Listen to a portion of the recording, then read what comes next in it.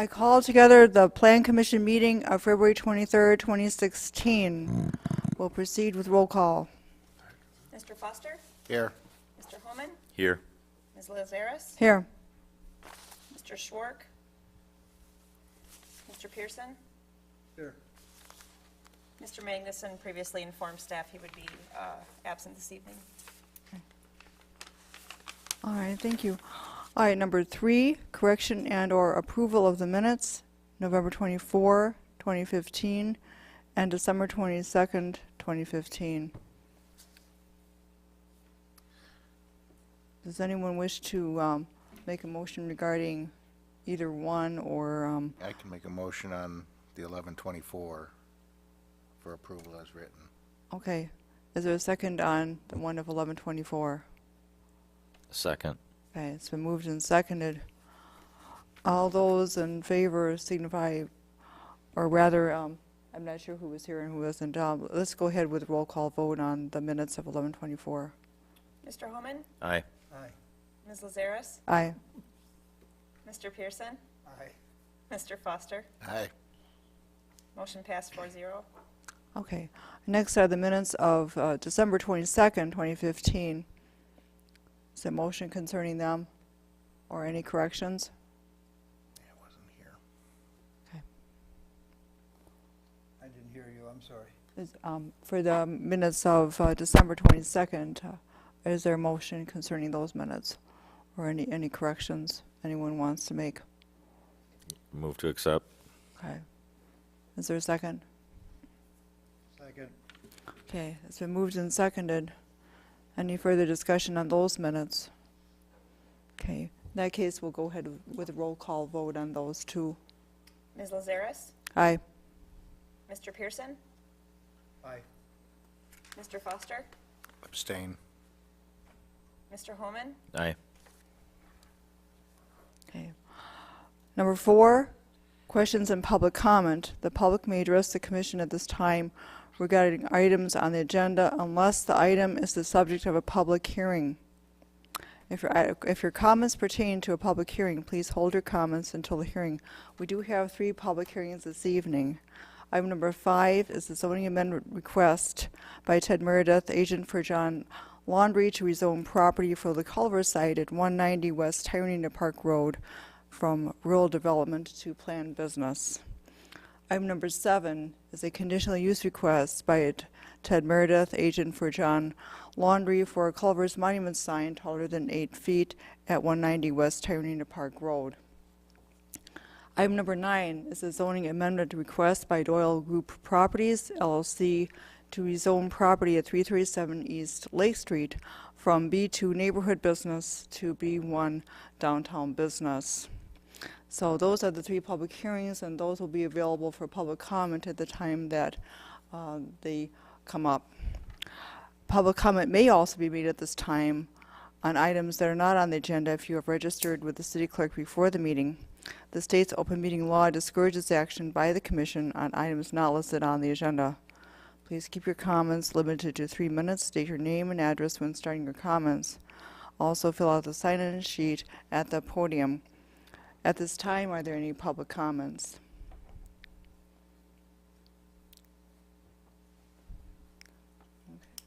All right, hearing none, then we're going to close item number 4. We go to item number 5. Public hearing, zoning amendment request, Ted Meredith, agent for John Laundrie, for property located at 190 West Tyrone Park Road, parcel 246-0713-1223-003 and 246-0713-1223-034 from rural development to planned business district. Plan commissioners, the Plan Commission motion in front of you, motion 1621, is a recommendation to City Council for zoning amendment L&L Lake Mills LLC, 190 West Tyrone Park Road. Motion 1621 sets out the city zoning authority, the rezoning request from rural development to planned business, the review of the zoning required of the rezoning request, tonight's public hearing, and the Plan Commission's review. The motion recommends approval of the rezoning, incorporating the findings of fact noted in the planner's memo and stating that amendment procedures of Title 10 have been met. So that's the Plan Commission motion before you. We have a memo by consulting planner Dustin Wolf, and we'll start the public hearing with an overview by you, Mr. Wolf, and then we'll open it up for public comment. Thank you. As you indicated, this is the rezoning for the recently annexed lands. That is the Pyramid Liquor and Motel site, and then some remnant lands, that is the Simden lands, adjacent to what will be Elm Street Extended. When the city typically annexes land into the city limits, it comes in some sort of holding district, to sometimes agriculture, usually rural development. In essence, kind of the lowest intensity land use possible in the event that there's no proposed development plan for the site. And that's the case here. The lands highlighted in the memo really are two properties that'll become one. There's a certified survey map that was submitted to the city for approval. That's just going through the review process right now to combine it. The lands are kind of flanked by properties that were in the town that were zoned in the extraterritorial zoning district. So the car wash to the east was zoned planned business. To the south is some existing R1 residential lands. The lands to the north are planned business as well, but in the city limits. And then to the west is an R1 lands that are the cemetery. The finding of facts that you discussed really to ensure that we're complying with the zoning code and the long-range plans when making a decision. We've walked through them many times, and that's what the memo does. First and foremost, does the official map, zoning map amendment further the purposes of the zoning code? Again, our findings are that they do, because this area has been historically used for commercial development. Obviously, it was in the town and now becoming part of the city, but the proposed zoning district does further commercial development uses along the highway and ensures stability for commercial development within that area. The next issue is, does the proposed amendment maintain the desired consistency of land uses and use intensities and impacts related to the environment of the subject property? And again, this is a highway corridor, obviously adjacent to the interstate. It has historically been a commercial corridor for the community. It's going to continue to be used for commercial purposes. The planned business district is intended to provide for kind of an orderly and attractive development of commercial activities. The uses allowed in the planned business district are appropriate for highway commercial, generally automotive oriented, but also making accommodation for bicycle and pedestrian accessibility. And then we find that any of the impacts associated with this use certainly are in keeping with the intensity of uses surrounding it. Again, you have a car wash, a pizza place, and then some convenience stores, gas stations. So again, very akin to what's around it. Next finding is related to the trend of development in the area, and then changes that have taken place since the property was placed in its present zoning classification. Well, again, it was historically zoned for commercial activities, recently changed with the annexation, and again, we're trying to look at the kind of permanent zoning for the future, which is planned business. This has been the trend for the area when land is annexed into the city. It has come in either from agricultural or some rural holding district to become a commercial district, in this case planned business. In the town and the city have worked for years with extraterritorial zoning, again, commercial uses within this area. And then do the designations of the official zoning map, are they brought in conformity with the comprehensive plan? Again, the answer to that is yes. Your comprehensive plan that you adopted a few years ago, it calls for commercial activity in this area.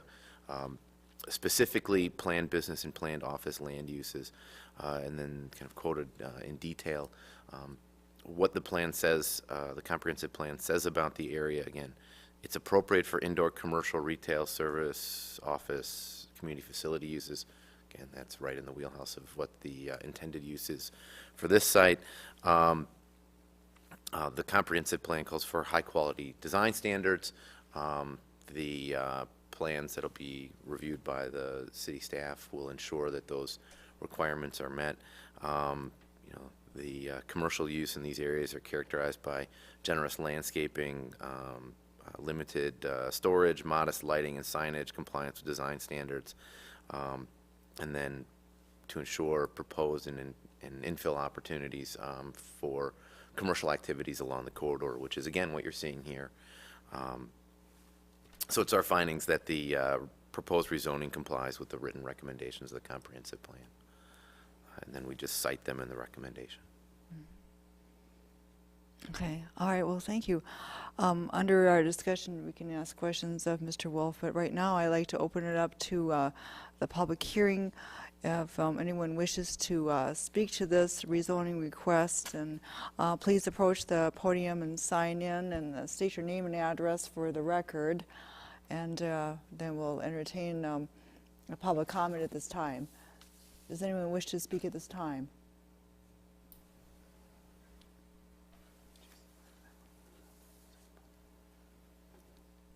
If anyone would like to speak at this time, then please approach the podium.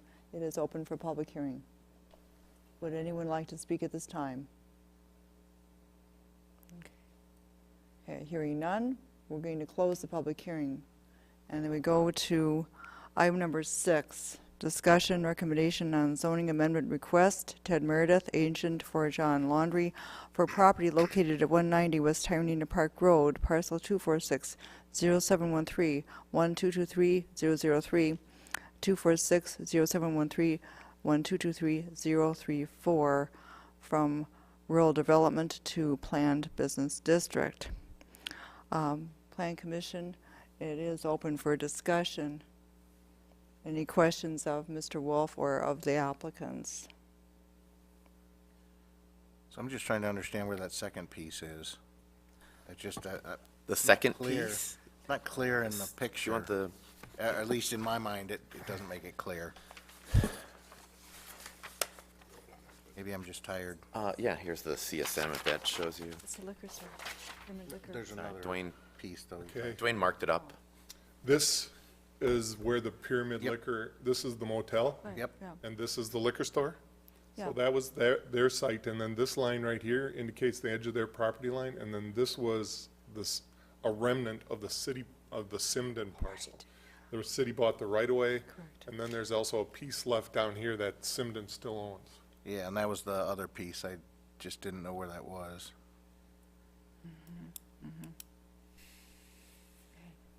So that's not pictured on that.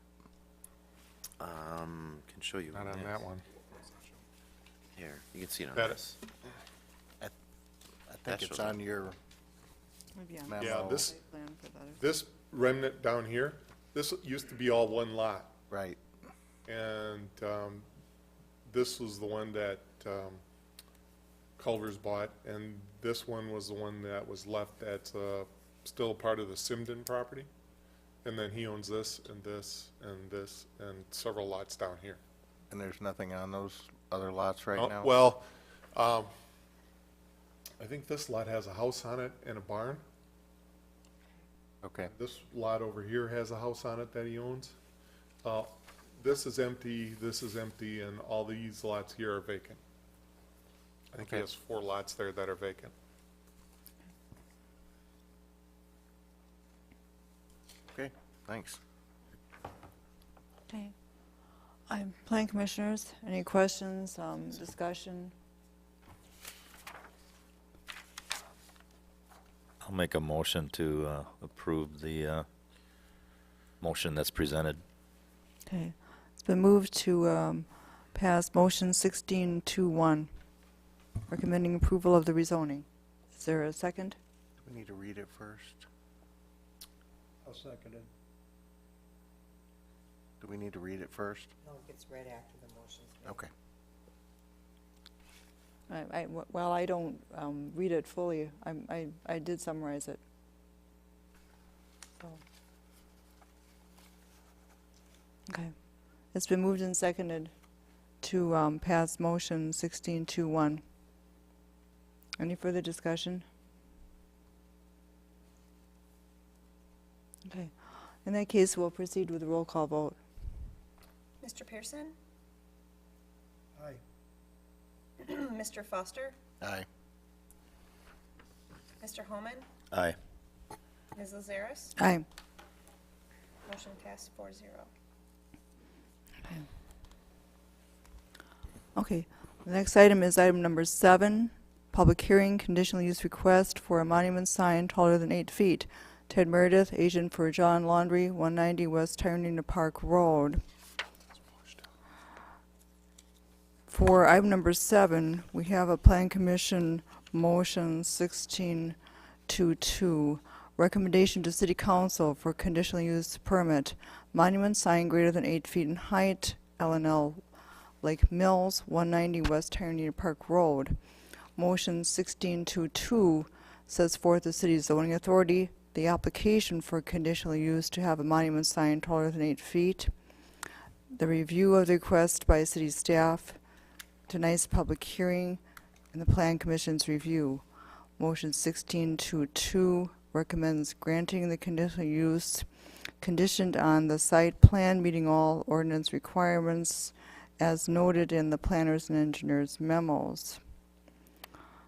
This motion also sets forth the following findings that the Plan Commission is to make to recommend approval. And this is, it states that the Plan Commission does hereby confirm the following findings of fact. I'm just going to summarize. First, the proposed use will not be detrimental to or endanger the public health, safety, morals, comfort, or general welfare. The use will not be injurious to the use, enjoyment of other property in the immediate vicinity, or substantially diminish and impair property values within the neighborhood. Number 3, the use will not impede the normal and orderly development and improvement of surrounding property. 4, adequate utilities, access roads, drainage, and/or other necessary facilities will be provided. Or we could also read that to mean in place as well. 5, adequate measures will be taken to provide ingress and egress so as to minimize traffic congestion. The use shall conform to the applicable regulations of the district in which it is located. The use is in harmony with the purposes, goals, objectives, policies, and standards of the City of Lake Mills Comprehensive Plan. Potential public benefits outweigh any and all potential adverse impacts. So those are the findings and the motion that is presented. And we have a memo from consulting planner Dustin Wolf. And first, Dustin, I'll call on you to an overview of your memo and your recommendation. After that, we'll open up to public hearing. As you recall, back in November, Plan Commission and the Council approved the conditional use for the drive-through facilities. So this is a further conditional use related to signage. The sign code requires that the freestanding sign be monument type and that it not exceed 8 feet in height. If a petitioner or property owner wants to exceed 8 feet in height, it needs to come to the Plan Commission for conditional use to exceed that height limitation. The code is somewhat vague in that it says maximum height may be increased by obtaining conditional use permit, provided said sign is located on a property in the planned business zoning district and within 40 feet of the county V right-of-way. It does comply with those requirements. So really what we're focused on tonight is the overall height of the sign. What's being proposed is a sign that measures 20 feet in height, and that was included in your packet. We are not discussing or kind of being preoccupied with the size of the sign. That is something that is handled separately by the code. You can't grant exception to that. That's a separate process if they want to go to Board of Appeals. for that, but it does give you the latitude on the height of the sign. So my discussion isn't going to talk about the size of the sign aside from the height. Other requirements that the sign must comply with, it does have to meet the setback requirements, which it does. It's located on the northwest corner of the site. It has to be at least 10 feet from the public right-of-way, so that would be the right-of-way for County V and the right-of-way for Elm Street. And then it has to be located outside of the vision triangle to make sure that there's visibility at the intersection, which it also does. The zoning code does walk through some findings as it relates to conditional use permits. The memo outlines those. The first is, how does the proposed conditional use in its location, how is it in harmony with the proposed goals, objectives, policy standards of the comp plan or any other plan program adopted by the city? So the comprehensive plan makes a series of recommendations for building site operation plans and signage for indoor retail establishments. Specifically, the plan recommends that uses such as these comply with certain design guidelines. The city staff, the plan commissioners, and the elected officials are intended to follow those recommendations for reviewing discretionary aspects of site and architectural plans. So this would be a discretionary aspect because of the conditional use element. Specifically, the comprehensive plan says certain principles should be incorporated into the site and building designs for new and expanded commercial uses regardless of type, and that one is signage that is high quality and not excessive in height or total square footage. So the comprehensive plan says not being excessive leaves a bit of latitude for the zoning plan commission to kind of have a discussion of what would be considered excessive. So the opinion that I have on this is that in relation to development, and we'll get into that in kind of the next finding, that a 20-foot tall sign is really not in harmony with the purposes, goals, objectives of the comprehensive plan.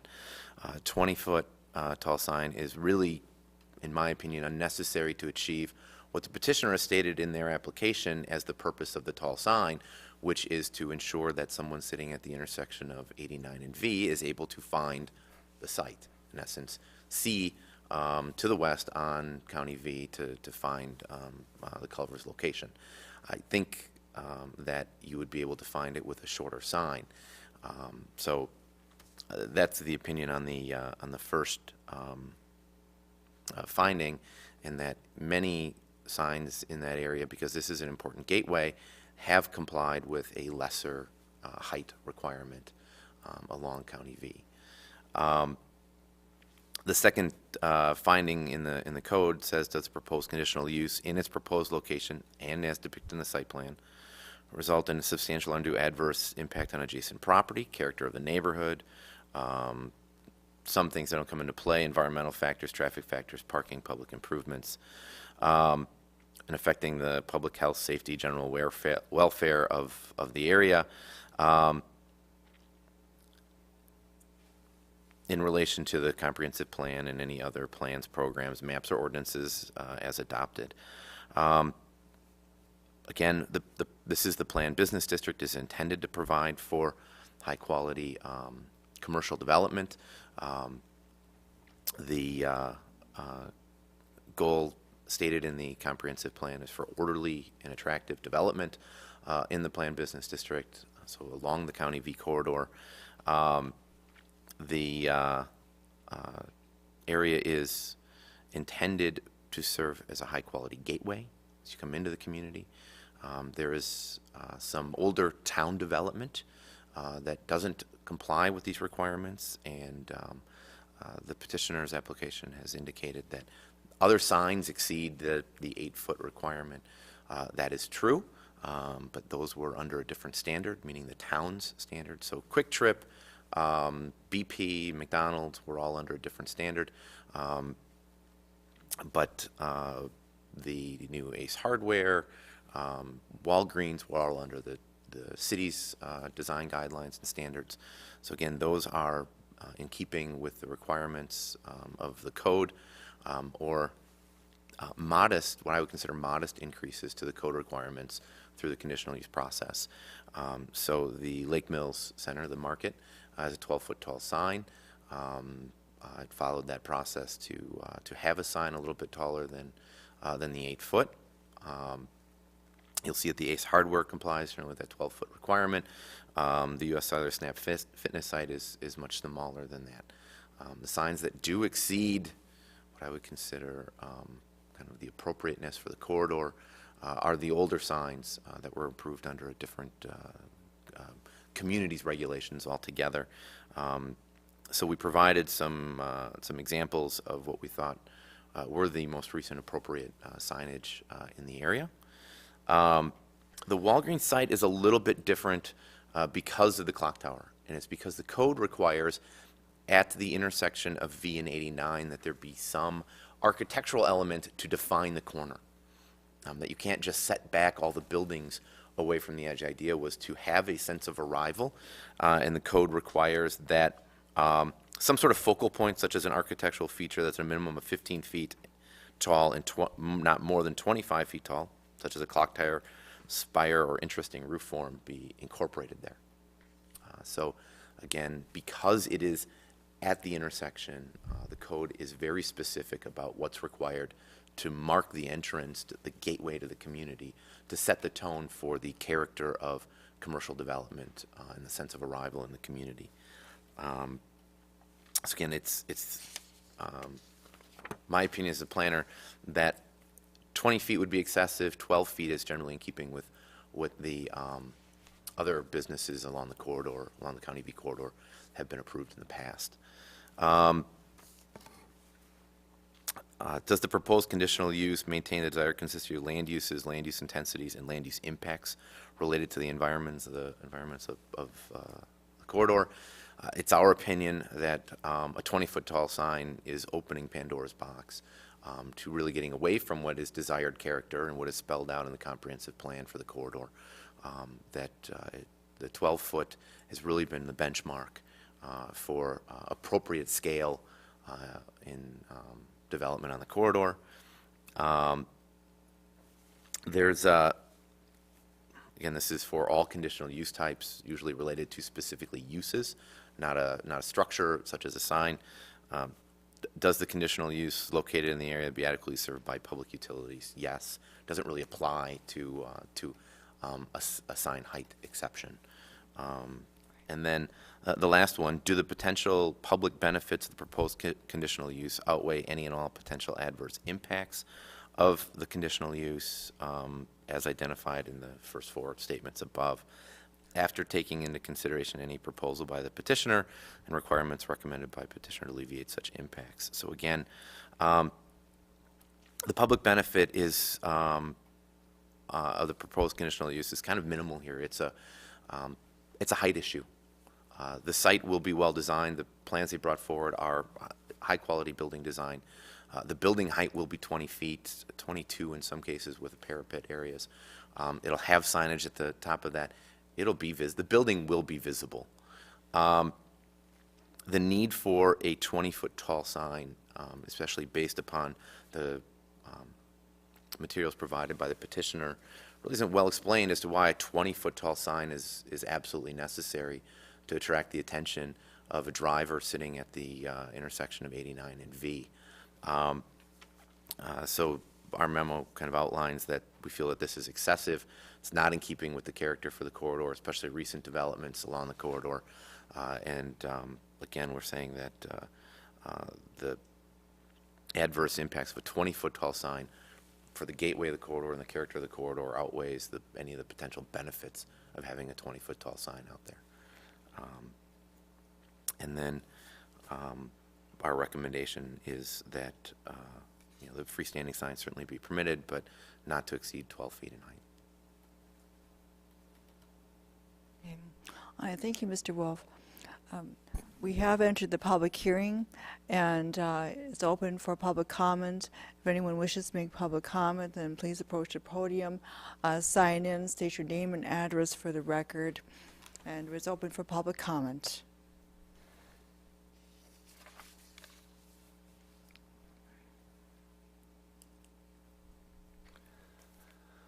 My name is Charles Zimmerman. I'm not from Lake Mills. I'm from Poynette, but I'm here on behalf of the Culvers development. I listened to Dustin's talk here, and he makes very, very valid points. Going with stating that his feelings that a 12-foot tall sign is more than adequate for a property here. I can go along with that a little bit, but there are already developed properties there, already established much higher signs. I mean, looking at the BP sign, I would guess that that's probably about 22 feet tall. The lower of the Quick Trip signs is about 18 feet tall. The Pizza Pit sign is 16 feet tall. So if Pizza Pit is 16 feet tall, if we put a 12-foot sign next to that, it's going to dwarf.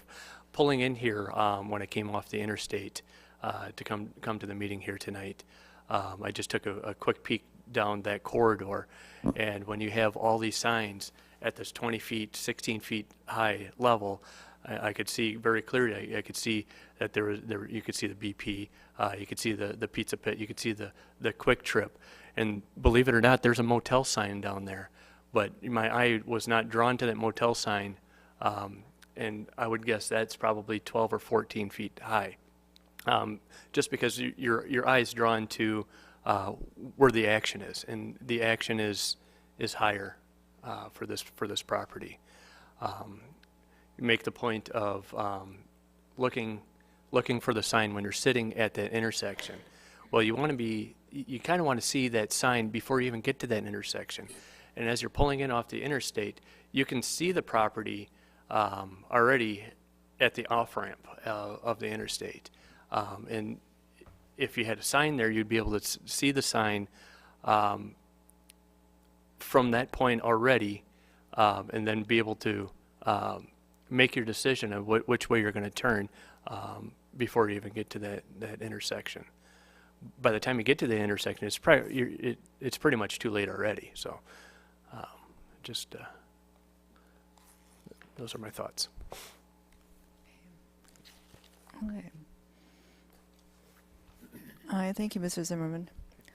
The public hearing is open. Would anyone else like to speak?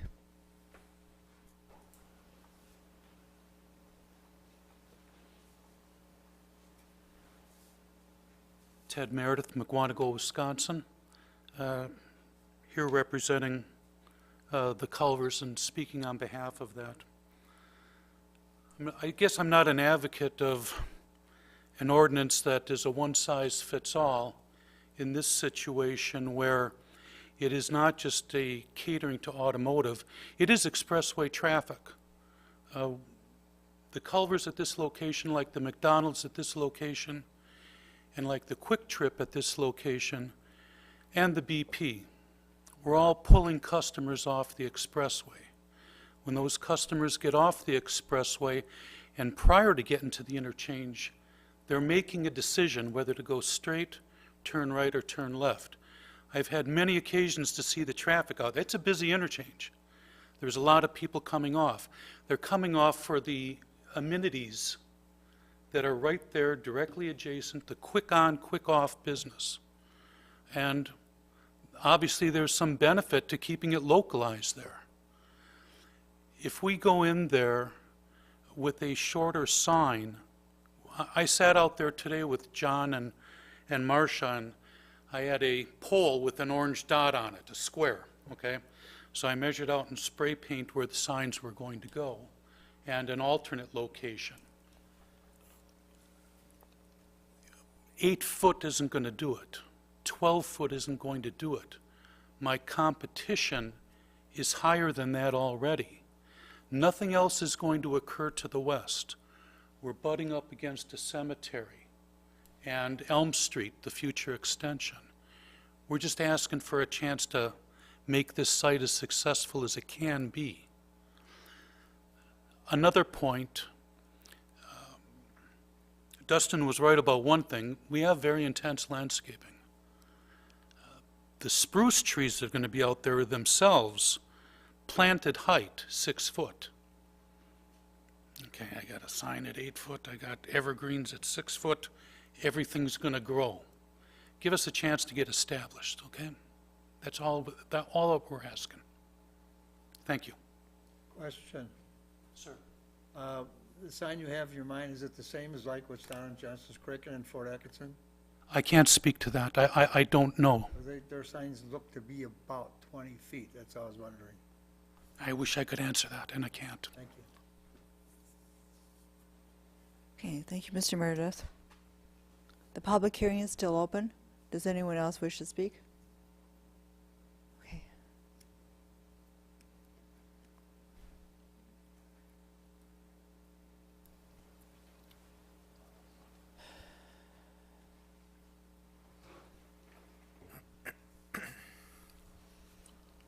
Hello, I'm John Laundry, and looking forward to seeing the culverts go up. And I too have to reinforce what Ted said about competition. You know, I just need a chance to make this as successful as can be. And again, sitting and looking at his model today, 8 feet certainly can't do it. 12, probably not either. It's just, you know, in the two locations that are, I think you have the east corner, closest to the intersection,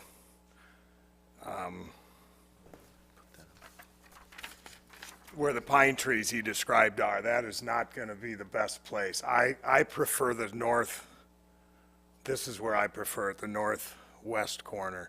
And to me, that actually designates that intersection, similar to the Walgreens Tower. I think it would be useful in that regard. There won't be anything else there, but, and again, it is accessible, it's visible from the interchange off-ramp coming east. And then when you come back, if you get off the interstate going west, you get off and start coming down the hill, you can see this location behind the Quick Trip building. And at 12 feet, it's not going to be very visible, so. 20 is a fair height, in my opinion. Thank you. Okay, thank you, Mr. Laundry. The public hearing is still open. Would anyone else like to speak to this request? Okay. Is there any further comment regarding this request?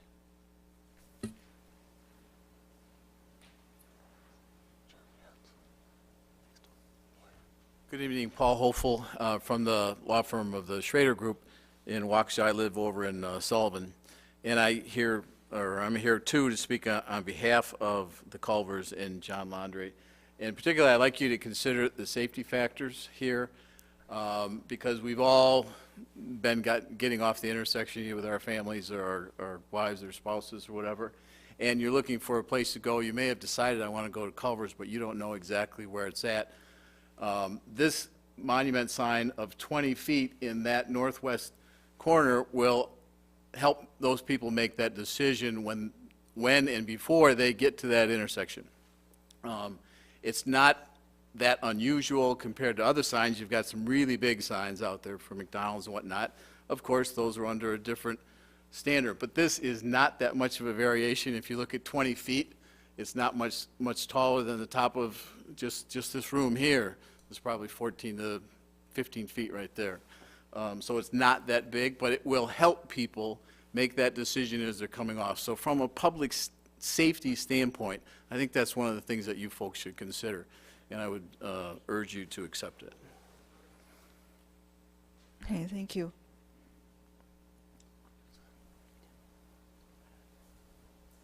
Okay. The public hearing is still open. Would anyone else like to speak to this request?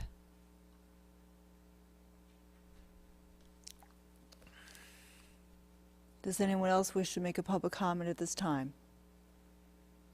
In that case, we close the public hearing, and we go on to item number 8, discussion recommendation on conditional use request for a monument sign taller than 8 feet. Terry Meredith, agent for John Laundry, 190 West Tyrena Park Road. Plan commissioners, do you have any comments, any questions for the staff or for the applicants? So I believe you brought it up, Ken, earlier. Do we know what the size is for the one in Johnson Creek? No. I can't think of that. I don't have that. Any bigger than 20 foot, yeah. Yeah, one of the things, I'm looking at your proposed location up there, and I see there's parking adjacent to it. Somebody puts a big pickup truck there, somebody puts their RV there, you're blocking half of your sign for your specials for the day, if we go with the 12 foot.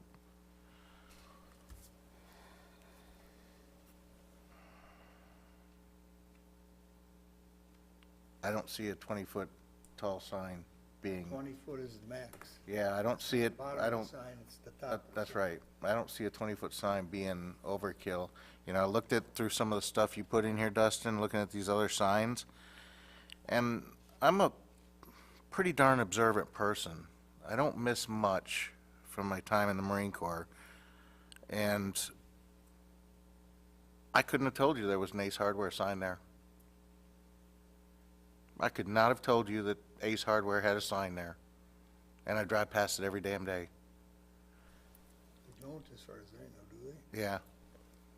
They have a sign there. Building, but So, I mean, we're going with these standards to keep signs small, which is great, but people that live here don't even see them. I don't even know they're there, and I drive by it every day. So I'm not too concerned myself with going up to a 20-foot limit on something like this, seeing how the rest of the environment is. I know we went with the smaller sign for the Lake Mill Center, but that's a different location, a different place. That's right on the interstate. So there's a lot more traffic that can see that. It's not hidden by anything else out there. I'm just looking at some of your examples. I'm sorry, can I clarify about the Lake Mills Market? The sign that's 12 feet tall is the one that's on County V. There's a separate code section that applies to properties that have frontage on the interstate itself. Right, that's what I'm saying. Even though it's 12 feet, it's still, I can see that one being 12 feet because there's a lot of people that can see it out there. There's nothing else blocking it. It's good. On County V? Yeah. It's over the hill and all by itself. Clarifying a few things. No, I'm talking about the one right here that has the 4 signs under Yep. it that's out there on the interstate. That's not the one on the interstate. Okay. The interstate has separate code. That's a 25-foot tall sign that's Okay. on the interstate. And if you have frontage on the interstate, you are allowed to have a 25-foot tall sign out on the interstate. Okay, well then, here's another sign.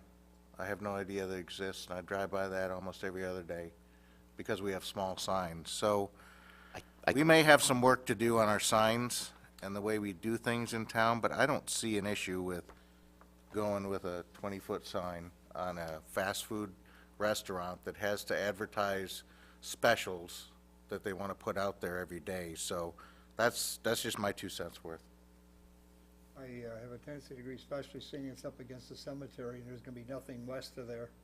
Because you got the cemetery, and then there's an open lot at the bottom, but I don't know what's gonna happen with that. But then you've got the animal hospital, and then you got a tavern and so forth, so it's all gonna be commercial from there and all the way around. So up against those trees and up against that cemetery, I can't see where 20 foot's gonna be a problem.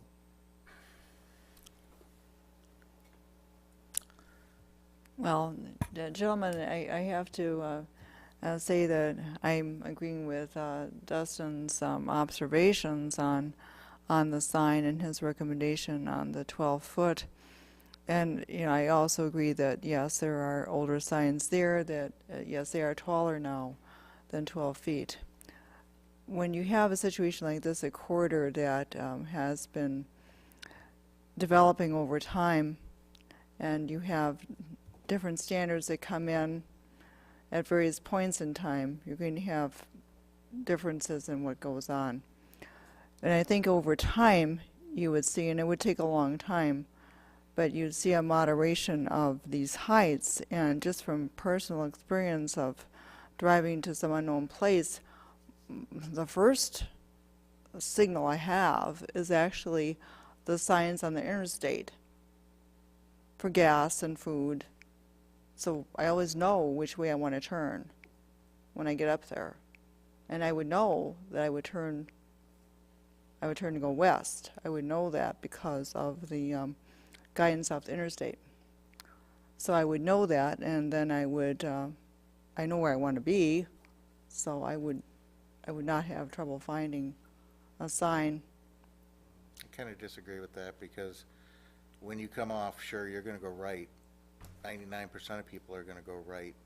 But then where do you go when you get to that stop sign? If you can't see it down there, I'm going to turn left and go to McDonald's because that's quicker.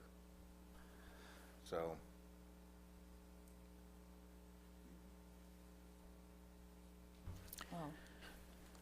I'll have already decided to go to Culver's, so there it is. Dustin, I've asked Steve to put up, these are the building elevations. There are 3 signs on the building elevations.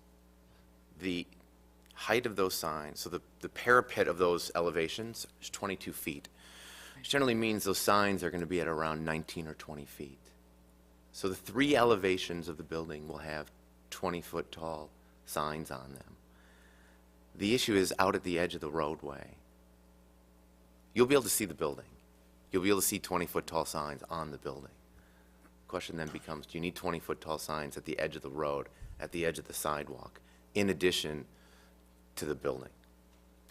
yeah, you do if you're advertising specials. If that's your only place to advertise your specials, then yes, you do. And they do The that height every in day. here is about 12 feet to just above the windows. 20 feet is pushing up towards the bridge of the yeah. of the roof.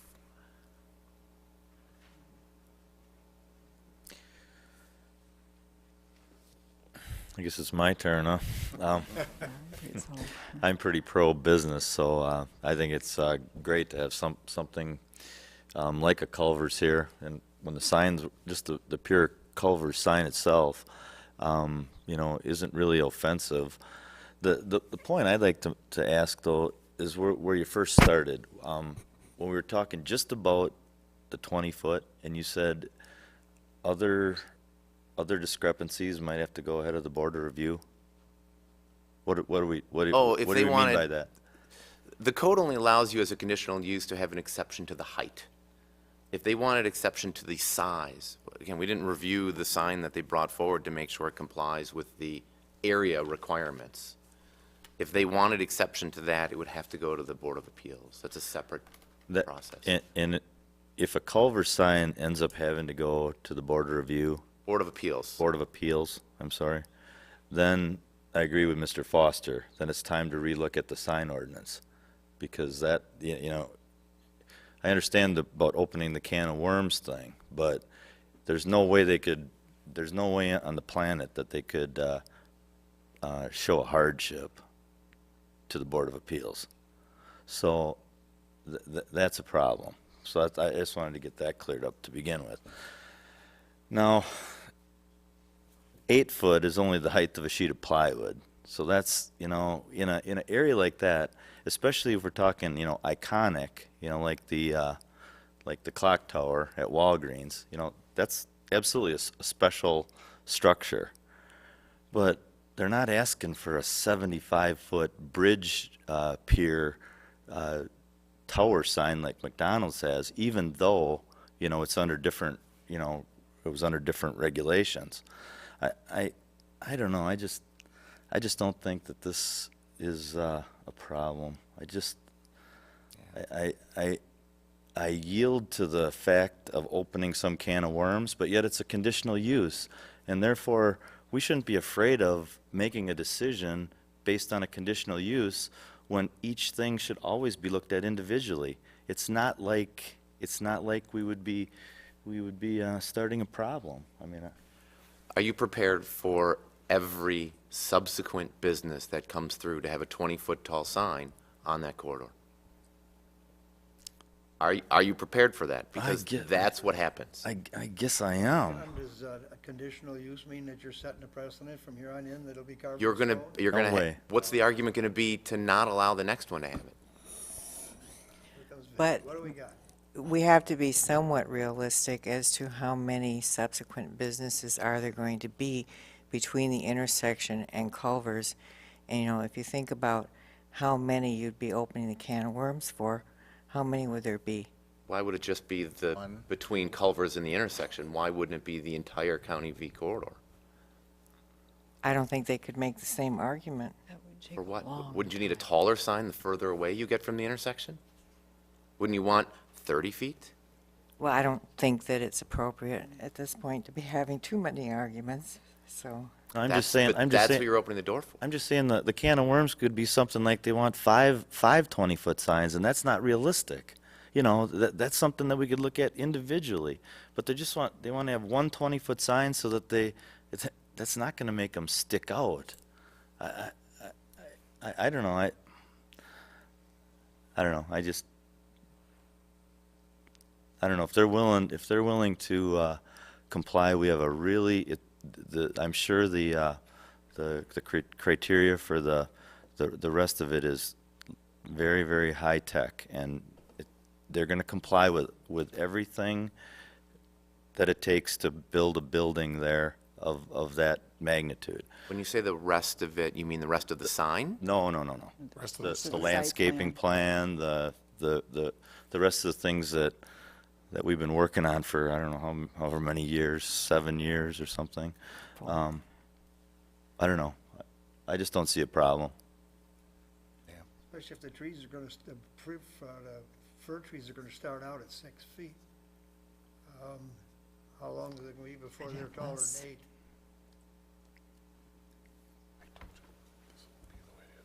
Spruce trees grow pretty quick. Life is full of tall signs and ugly flags. If You there's ready for a nothing else, motion? I'll call the question. Okay. All right, we do have the prepared Plan Commission motion 1622.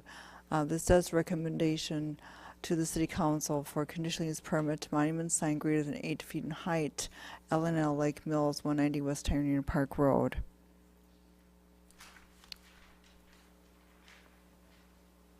It has to be amended, right?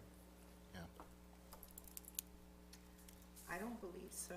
It says that Because, it's consistent, that the consistent. recommendation is consistent with the planner's memo. With his memo, because that would mean a 12-foot height. The conditional use permit will not be authorized and the site plan not deemed approved until the site plan meets all requirements of the ordinance as noted in planners and engineers memos. I don't know that the memo is saying that it's not in compliance with an ordinance. But to make it clear, if you want to go with the 12-foot, or if you want to go with the 20-foot, it certainly wouldn't hurt to make an amendment to make it clear what are you talking about in terms of what are you granting or making a recommendation on. So, Mine so has your a, motion should include what you intend to allow. Should we do it as,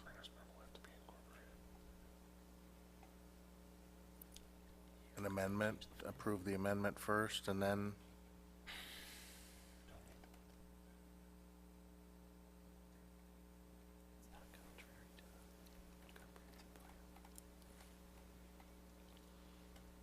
I'm sorry, was that directed That at was me? directed to you, Vicki. Should we do an amendment first, vote on the amendment? That's typically how it would be done. So we make Just a one, motion could to, we just talk one more thing before we make that motion? Just for argument's sake, if we were talking here, let's just, so we're clear on what we're agreeing to. I would agree with Pam if they were trying to put a sign that was higher than the parapets on the building, and that's only 22 feet. So I think if the sign was 23 feet, I would be against it, because then they're portraying a sign that's, could potentially block, something else. But I just want to make sure it's clear and for the right reasons. Go ahead. So, I'd like to make amendment that we make the height of the sign at 20 feet. Okay. Second, right? Okay, yes, it's been moved to amend this motion so that the approval is for a sign, so it's clear that the approval would be for a sign that is a maximum height of 20 feet. Yes. So we're voting on the height only, not 20 feet. It's amending it to clarify, it's amending it to clarify what's being approved. Okay.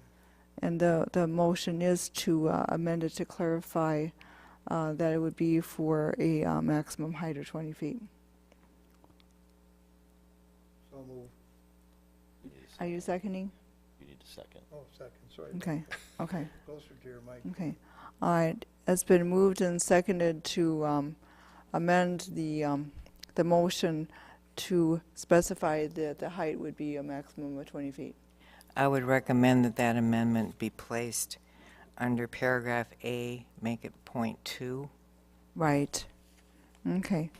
Yeah, so that would be item 2 under paragraph A. You gonna change item B? I don't think it has to be. You can't use the planner's findings of fact and then go to 20 feet. That's not his finding of fact. Well, under B, the Plan Commission is making its findings. The findings of fact in the planner's memo are incorporated.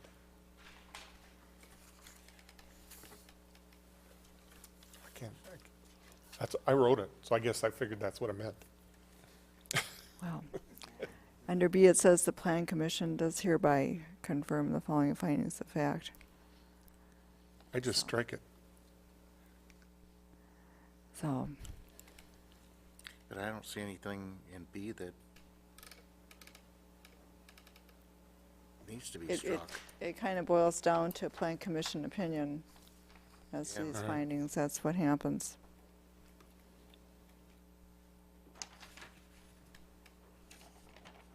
So it sounds like this amendment goes under A2 because of the way that one is written.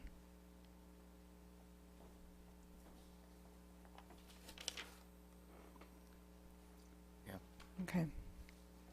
Okay, so we have the a motion and a second on the amendment. Is that, does that make sense, staff, the way that amendment was offered? So we have a motion and a second on the amendment. Any further discussion? Okay, well, in that case, on the amendment, I'll take up a roll call vote. Mr. Foster? Aye. Mr. Holman? Aye. Ms. Lazares? No? Mr. Pearson? Aye. Okay. It has passed to have the amendment for making it clear that this would be for a 20-foot maximum height under as A2. Okay, now the motion 1622 has been amended for this clarification, and we move on to the amended motion 1622. Is there a motion regarding that? I'll make that motion. Okay, it's been moved to pass motion 1622 as amended. Is there a second? Second. Okay, it's been moved and seconded. Any further discussion? Okay. All right, there being none, then I'll call for roll call vote. Mr. Holman? Aye. Mr. Pearson? Aye.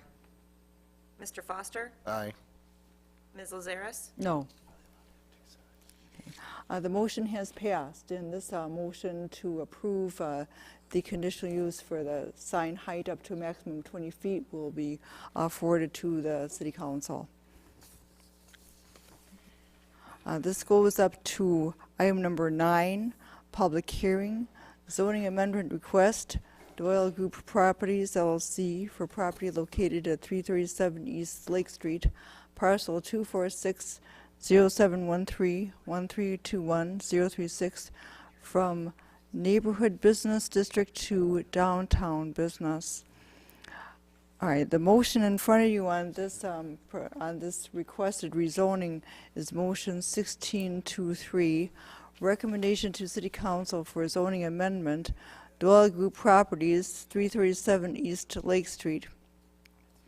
Motion 1623 sets forth the city zoning authority, the requested zoning amendment from B2 neighborhood business to B1 downtown business, the review of the request by city staff, tonight's public hearing, and the Plan Commission's review. Motion 1623 recommends approval of the requested rezoning to the City Council, incorporating findings of fact noted in the planner's memo, and stating that Title 10 procedures for amendment have been met. So that's the Plan Commission motion before you. We have a memo by Consulting Planner Dustin Wolf, and we'll start with an overview by you, Mr. Wolf, and then we open it for public comment. Certainly. Well, I'm working off the presumption everyone is familiar with Doyle's Dogs and the location at Lake and Oak, with a small former gas station site from many, many moons ago. Yes. There's a vacant piece of land next door to it. There is. Mr. Doyle has submitted a certified survey map to combine the properties.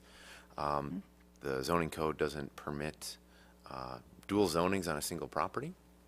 The property that has the operations on it right now is zoned B2. The downtown business, which is the remainder moving towards the west, is all B1. The comprehensive plan for this area all calls it for being B1, for being downtown business related activities. So really this is, in essence, kind of a housekeeping item. The change from the B2 to B1 doesn't impact the uses, the existing or any proposed uses for the site. There are no parking requirements in the B1 district. In essence, we walk through the findings of fact again.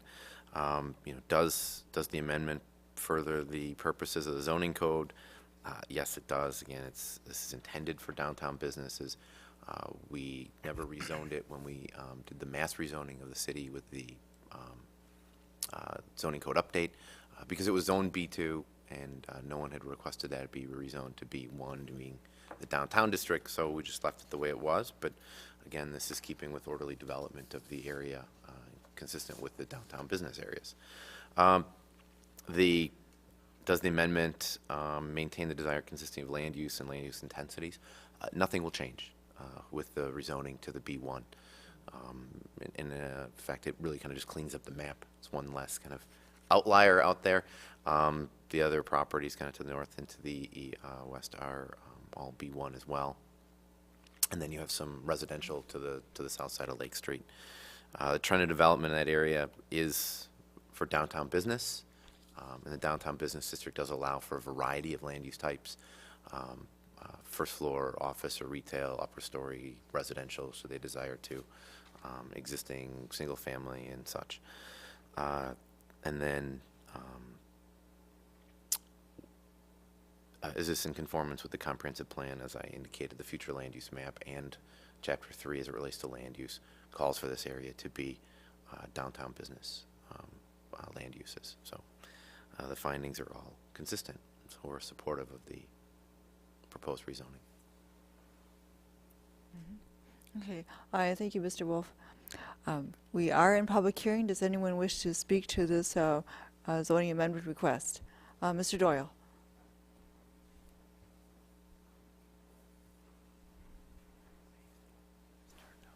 Patrick Doyle, 325 East Washington Street.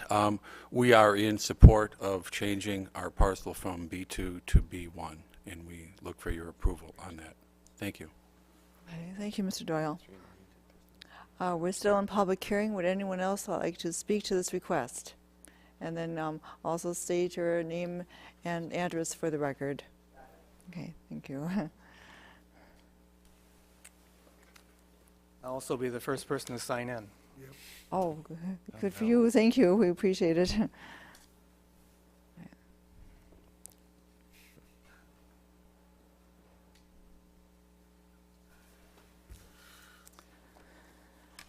Brad Anderson, 336 East Lake Street, right across from Doyle's Dogs.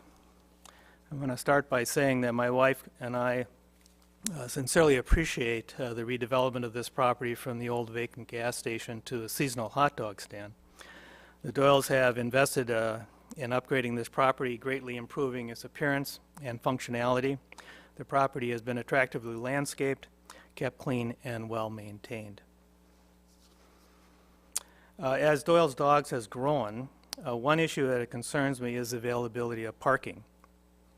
What accommodations will be made to provide for customer parking? I read over the zoning rules with regard to that. I don't consider myself an expert by any means, but it does indicate, and you have said so here, that this will be in the downtown business district. And there is one clear difference between this location and the downtown business district, and that's the width of the street.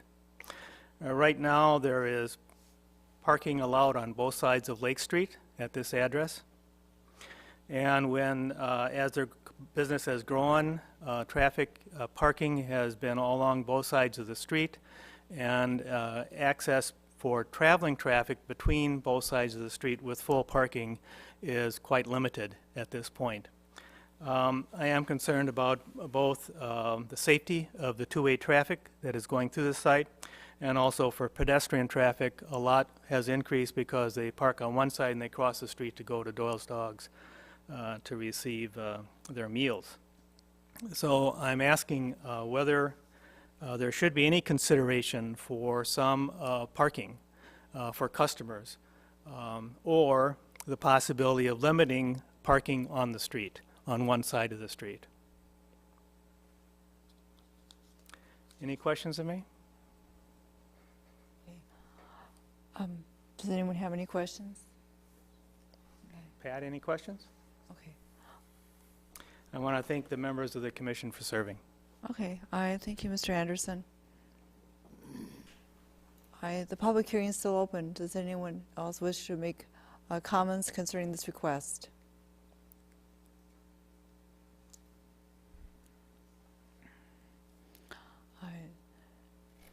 Any further public comment? All right. In that case, the public hearing is closed, and we move on to item number 10, discussion recommendation on zoning amendment request, Doyle Group Properties, LLC, for property located at 337 East Lake Street, parcel 24607131321-036, from B2 Neighborhood Business to B1 Downtown Business District. Plan Commission is open for discussion, and any questions of the applicant, of Mr. Doyle, or of staff? Yeah, I have a question. With the concerns brought up by Brad, if they expand any, I mean, it's quite sizable lot, that would be a time when there would be parking issues addressed, or that's a question? So here's where it gets a little quirky. The lot that he is acquiring, the vacant lot, is already zoned downtown business. Doesn't require parking. The existing site is the B2, and it has minimum parking requirements, but it's at a pre-existing site. And it's a predominantly walk-up business. And so it's something that can be explored should they want to expand the footprint of the building. But you're saying if we go to B1, it takes that requirement totally away for any type of required parking. But B2 does have some. Well, you run into an issue where on his existing site, I don't know if there's enough room to meet all of the setback requirements to put parking on it. So even if we kept it that way, we wouldn't. Both, he's not acquiring another lot. He owns both lots already. The larger lot is already B1.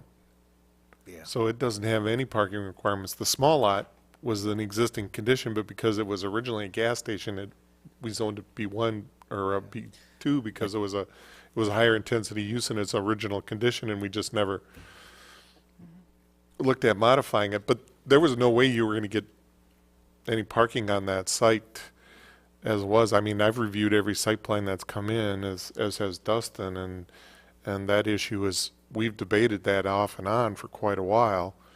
And they do quite a bit of business. I drive down that street on multiple occasions when they're there, and the street is a width that is definitely wide enough for at least normal traffic to have parking on two sides. It's 40 feet back to back, so it's as wide as South Main Street. So you got two parking lanes and two travel lanes. But I note that when the doors are opening and closing, they aren't paying a lot of attention when they're getting in and out of the cars. And they do bring in a lot of traffic, a good and bad. You know, it's great to have them there, and it's kind of a, if you live there in that rather residential area. Now, the area that he's at was zone B1 all that way, was trying to convert and encourage more business to be in the downtown area. So all those residential houses, they were hoping that they would convert, and that's been on the books since, I'll bet, the early 60s. I Was guess the as desire to have more downtown businesses wrap around the commons and then down that street. And Clink Oil was probably one of the reasons they did that. They already had a business there. They thought they could extend it down around that corner. And downtown business has never had any parking requirements. You know, most of them are like the buildings that you see out here, where they're up against the edge of the street and they're side by side. Would the city be better served by limiting parking as you get to the intersection to make sure that the visibility is still there?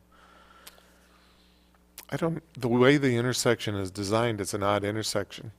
I don't know that that's the issue. I think it's more along the lines of having a lot of cars parked up and down the street, and then trying to navigate through there, particularly when you got a lot of people going back and forth across the street. I guess there's a lot of positive here. You know, the business is going good. I mean, it sounded to me like a relatively favorable overview by the neighbor. I guess I'd just like to see some sort of cooperation. I know we can't mandate cooperation, for goodness sakes, but if his business grows, like you say, to add additional footprint, maybe part of the site plan.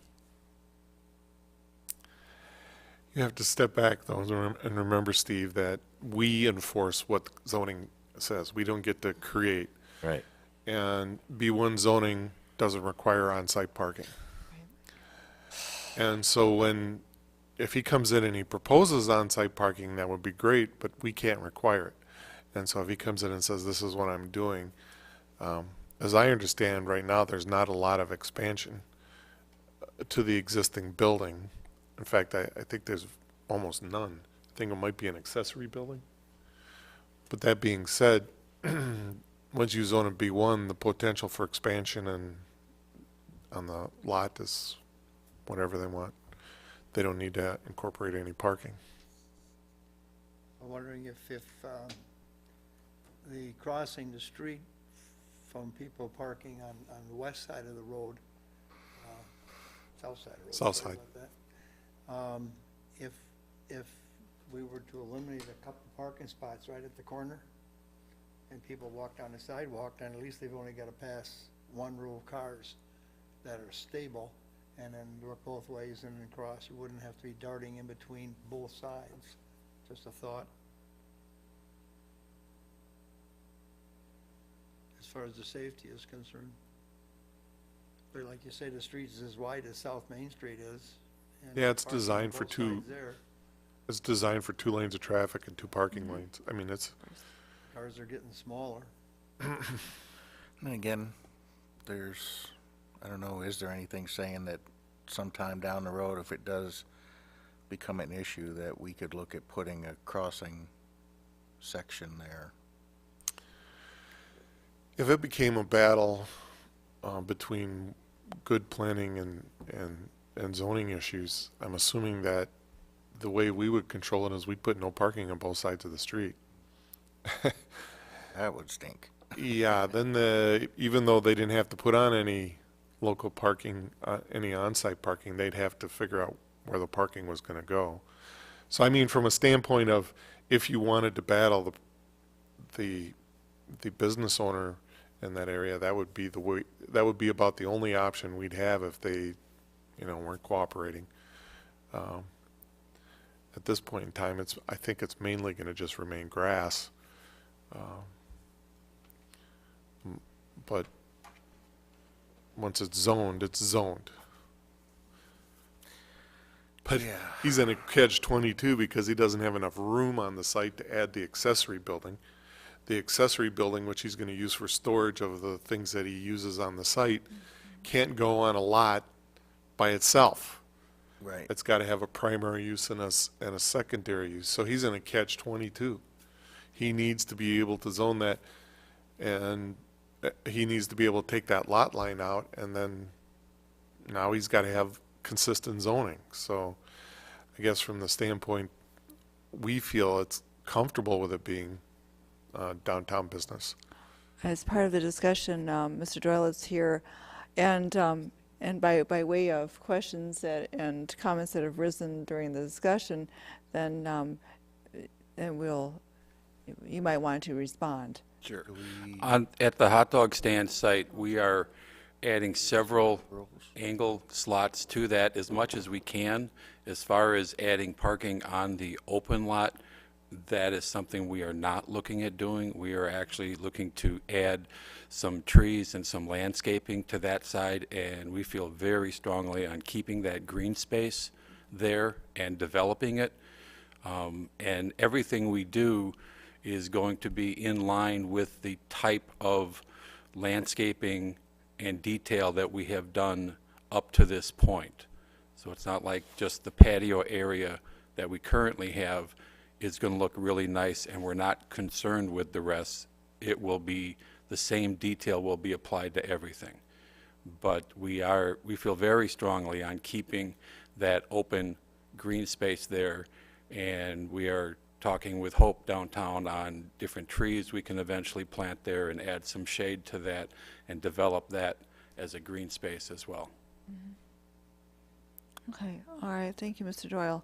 When I think about some of the comments that have come up about where people park and about the speculation about parking on site, the way those streets intersect, I would think that, I'm not an expert at this, and others can speak to it with greater expertise than I, but I would think just from personal observation that you'd almost have more safety issues if you try to enter and exit some sort of parking accommodation on site, the way those streets are Yeah, I'd have to laid agree out. I'd have to agree with you there. I would agree with you. Yeah, the parking can be an issue down there, the way it is right now, but I don't see any good fix to it. And I know if I can't park and stop and park there, I don't Do we have any go there. So knowledge of any problems down there with accidents or doors getting hit or people or whatever? No, I haven't had any indication that there have been any significant traffic I know people accidents. slow down pretty much, and all of a sudden you got the company, because I go in there myself occasionally, and people slow down when they see that mob of parking. You don't see anybody tearing through Yeah. there. You also get a lot of gawking there, looking to see who's there. Yeah, you got some rubbernecks, that's for sure. Yeah. Well, anything further to ask about or discuss on this request? You have the motion 1623 in front of you. If anyone wants to make a motion regarding this prepared motion, then you can. I would make that motion to approve it as written. It's been moved to approve motion 1623. Is there a second? I'll second that one. Okay, it's been moved and seconded. Is there any further discussion? Okay. Hearing none, then we'll proceed with the roll call vote. Ms. Lazarus, Aye. Mr. Pearson, Aye. Mr. Foster, Aye. Mr. Holman, Aye. motion passed 4-0. Okay. Item number 11, recommendations for future agendas. Commissioners, staff, anything about future agendas that you'd like to comment on? Or Future agendas. We are going to be bringing back next month. You're going to have a public hearing for an amendment to TID number 6. A public hearing on a zoning amendment. You talking about the sign code? No. Land. We need to zone the land. Oh, yeah. We have to rezone part of the land as well. So that'll be coming forward. And then in April, we will be bringing some code amendments to the sign code. I know you're excited for that. Only in as much as it addresses the issues raised by the U.S. Supreme Court in the Reed case in Arizona. It's not intended to be an entire rewrite of the code. It is just to talking comply about with a recent unanimous ruling by, several months ago now, by the Supreme Court, U.S. Supreme Court, it was a unanimous ruling cautioning against content-based regulation, which one unfortunate city got in trouble for doing. So we are just coming through, and Dustin, Mr. Wolf is coming through and seeing places where currently the regulation is based on content, and because of First Amendment, you can't do that. So you can talk about size and height and setback and other aspects, but now we need to be more careful about content, so that's what this is all about. That'll be in April, though. Yes, yes. Okay, anything else about future agendas for us to know about, or? Okay, otherwise we're up to item 12 for adjournment. So moved. Been moved. Is there a second to adjourn? Second. Moved and seconded. Everyone in favor signify by saying aye. Aye. Anyone opposed to it? Fine. We're adjourned.